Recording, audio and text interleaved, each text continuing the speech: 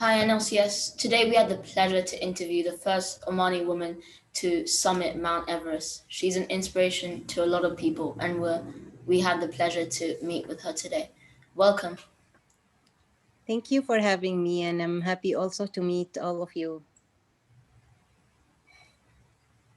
Hi. So firstly, we're just in awe of like what you've achieved. So we're wondering like, where did this idea of climbing Everest come from, and when did it begin? Actually, this it was soon in 2017, and that's I was because I'm working in Ministry of Education. I was geographic teacher. Then I moved to the ministry, and I was working on a project for students to inspire Omani students by presenting Omani athlete and who did achievement for Oman.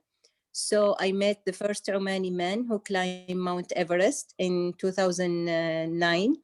So when he told me his story, I just got inspired, and I told him I want to climb Everest too, because I thought if he can do it, so I can do it too. And I felt that this is the thing what I was looking for myself. But before that, I never maybe did a hike or anything. I don't know how to climb mountains. So it just the idea came in my mind, and I decided to do it. Yeah, that's amazing. Wow. So climbing Everest is a really big achievement. So how did you prepare mentally and physically for this high-risk expedition in your training? Okay, that was the hardest part on all of the journey, because after I took the decision, it was very easy to decide that to go to Everest, but it was not easy to train for Everest and to prepare myself and my body and my mind for that. I was training 2 years, 2017 and 18, and I climbed in 2019. So it was very hard because I found myself in very weird places. I never been there. I never run. I never did a marathon. I never been in any races. So and that's training for Everest is hard, and I changed my priorities in my life. I changed everything. It was like I was just doing my work and my training. That was the only thing in my list. So I start running long distance, and my first run was I was very proud of. It was 4 kilometers at the beginning, and it's end up that, and I hate running until now. I don't like to run, but I just finished my 7K today. And end up before Everest I ran 100 kilometers, and was very hard. And I found that it's not about what we like. Maybe sometimes we hate things, but we have to do it because it's on our way to get our goals or our dreams. And I saw that running, it's I should run even if I like it or I don't like it, because it was the thing that it will take me to Everest. Just a question: do you still work in the Ministry of Education right now? Yes, I'm still working, and recently I moved to work with the scouts. So they saw, because of my hobby, they saw this is a good position for me to work with the scouts because it's something related to what I'm doing. So they are looking me to improve this section at the ministry. Your training sounded really, really intense. So I just had a quick question. What kept you motivated, and like who's the most important person during your training experience, do you think? Sorry again. So your training process sounded fairly intense. But as in what kept you motivated throughout the experience, and who do you think was like the most important person during that time period? Uh, you know, I think one of the things that it's kept me doing this, and I didn't quit, I didn't give up.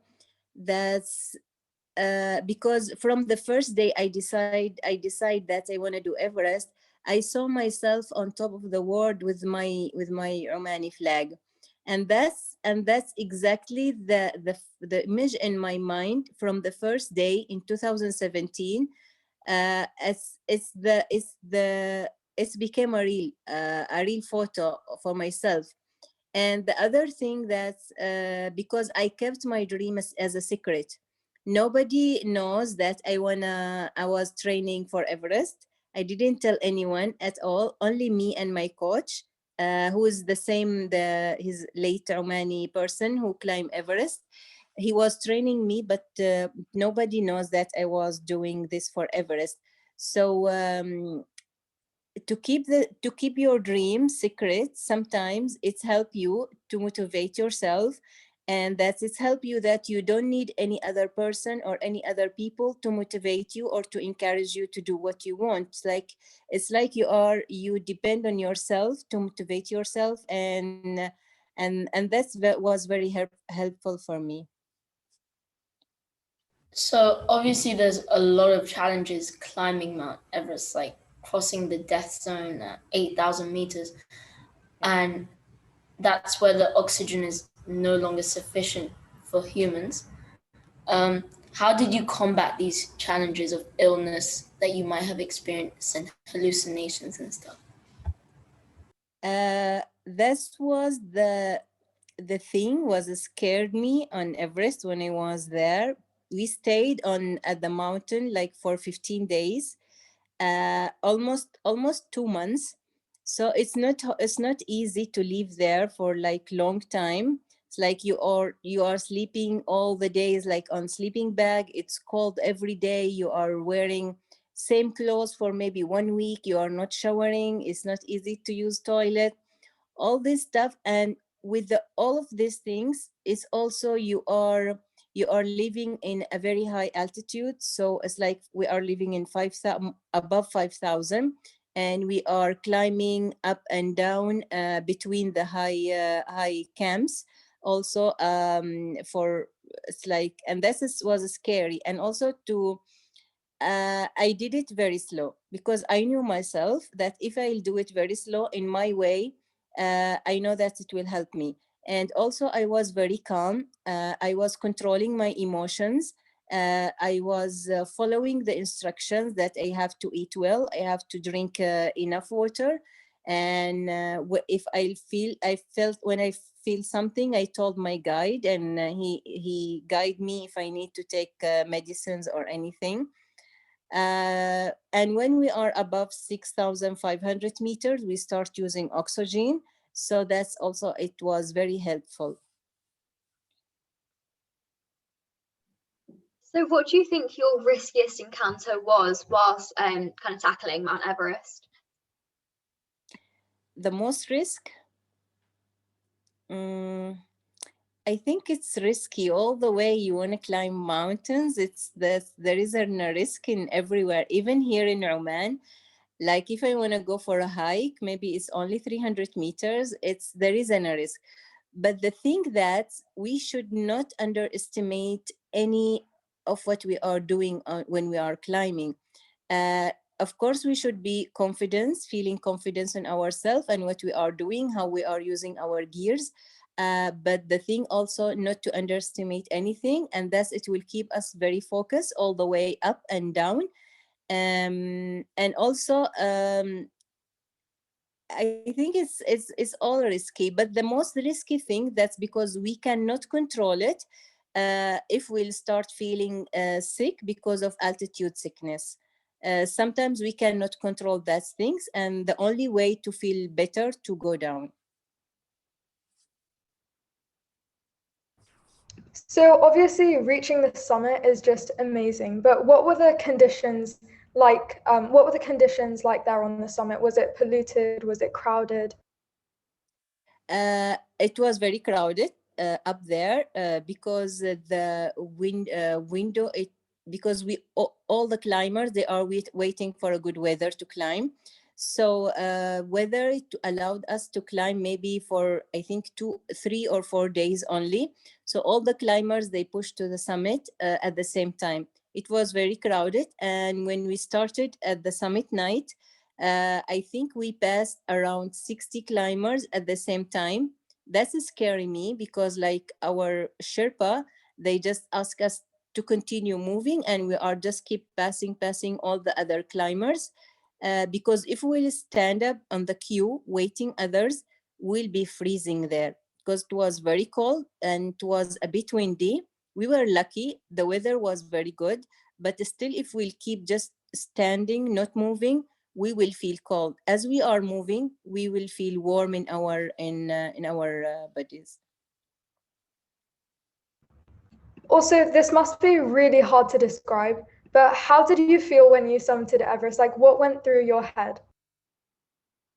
Actually, as you said, it's hard to describe, but the first thing I felt that's very simple thing. That's dreams. It comes true. Like I at the first day I decide to go to Everest. I don't know, like I have zero, informations, skills, experience about climbing mountains.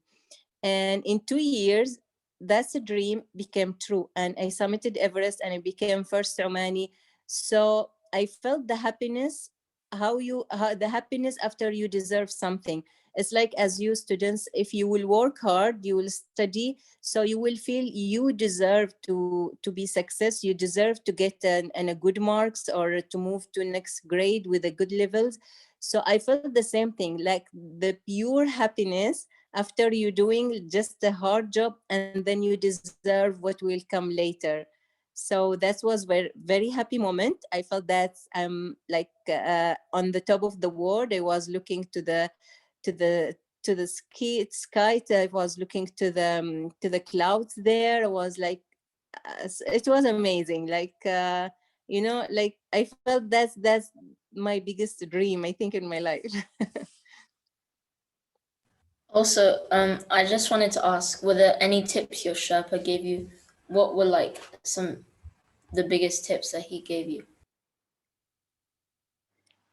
Who? Sorry. Your Sherpa. Yes, my Sherpa, he was very helpful. They very strong. They are very strong, and he was always there with me, next to me. He was give me advices all the way up and down, and it's like, even sometimes I forgot to drink my water. He remind me, Nadhira, you should drink, you should eat, and I think they are the real heroes of the mountains there in Himalaya. And also, what do you think your biggest lesson? What do you think was your biggest lesson learned from this expedition? Okay, it's like there is a many lessons, but for myself, that's because I think this is the first time in my life to decide to do something big, and to go for what I want, and to work hard for it. And I saw how it's different when we have a dream and when we don't have something to do. It's like, when you have a dream, you wake up early, you wake up happy, you do everything when you are happy and you feeling satisfied, and even when you get tired, you feel happy. And I felt that having a dream in my life, it's to change everything. So this is just amazing. And what are your next steps after this accomplishment? I think I will continue climbing mountains, because after Everest, I thought I will stop climbing, because it was just a dream about Everest and I did it. But I saw that I still love climbing mountains. I love how I feel when I'm on the mountains, how I feel strong, how I feel confidence, how I feel peace in myself. So I will continue doing this, and continue climbing. And I wish that we will have an Omani climbing only ladies. We can do everything by ourselves. And I encourage now girls to do sport in general, because I saw how that's make us happy and make us stronger than before.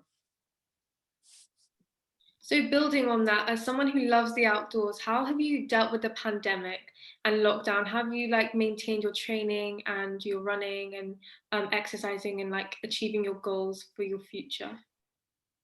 Okay, like in 2020, it was, it was a hard time for everybody.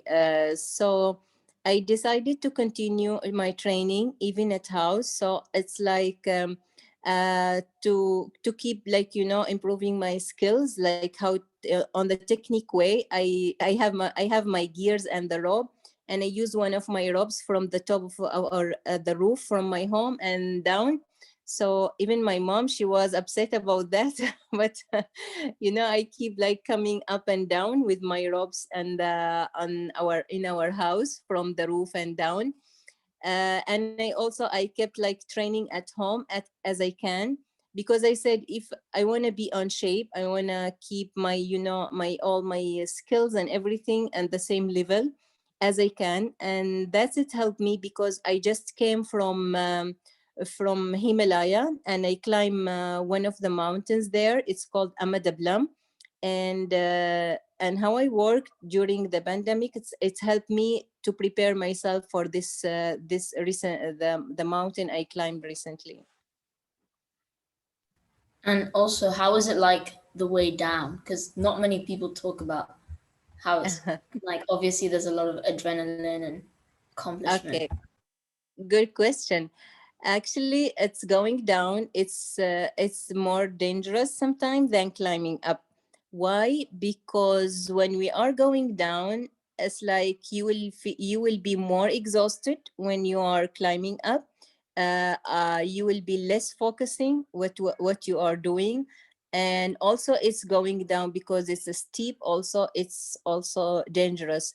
So that's why sometimes people, they climb, they summit, they successful doing everything, but at the way down they fall, they had, they felt sick, tired, they cannot continue going down. So we should also be more careful going down than going up. And like even this my the last mountain I climbed before, like 2 weeks ago, I felt the same, because I was very, very tired, because climbing up, it was very hard. So when I went down, it's like I felt I don't have like enough energy to take me back to the camp. But like I forced myself, and I was drinking more, I was like eating to have more energy to continue going down. So Nadira, what advice do you have to like younger boys and girls that aspire to follow and aspire to follow your dreams of like kind of climbing Mount Everest? uh, I think the advice to have your own hobby, to have your something to do beside you, that you are on the school, and you are learning different subjects. I think hobbies, if you have hobby, your own hobby, even if it's on a sport or in other field like arts or whatever, I think that it helps to shape your personality. It's helped to build your personality, to have more experience, and it's like it will help also to open your mind to different world. And you don't know, like before that I was a geographic teacher, and then I worked at the Ministry of Education, but nobody knows Nadhira Al Harthy. Who's Nadhira? When I start doing my hobby, which something different, like everyone knows like who is Nadhira. So sometimes your hobby, it will takes you to different level. It will make people, you will make more friends through your hobby. You will be more people, they will know you. So, and I think hobbies, it helps more to build us and to improve also our skills and personalities.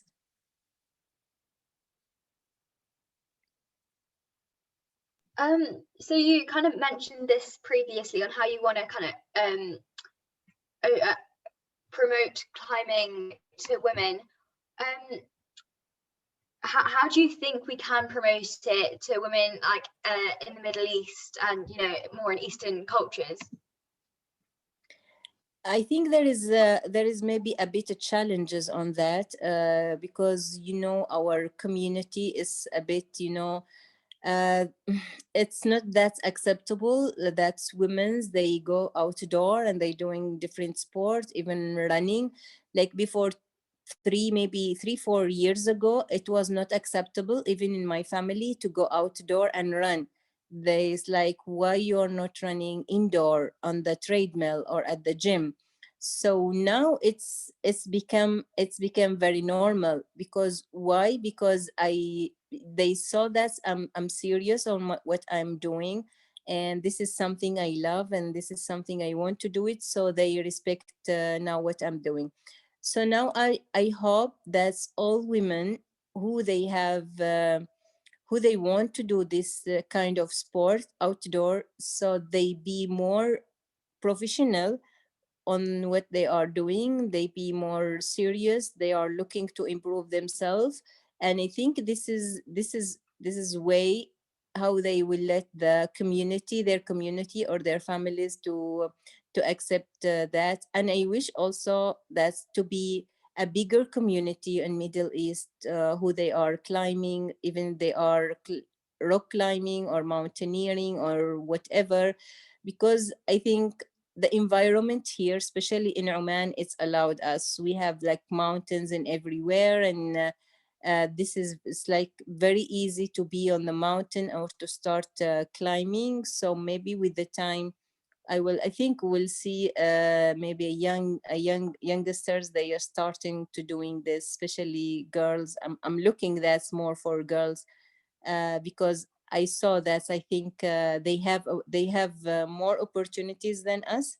So it's like we are helping them now to it's like we are opening like for them new ways. So they will follow us with more. They will be more creators. They will be more advanced maybe than us in the years coming.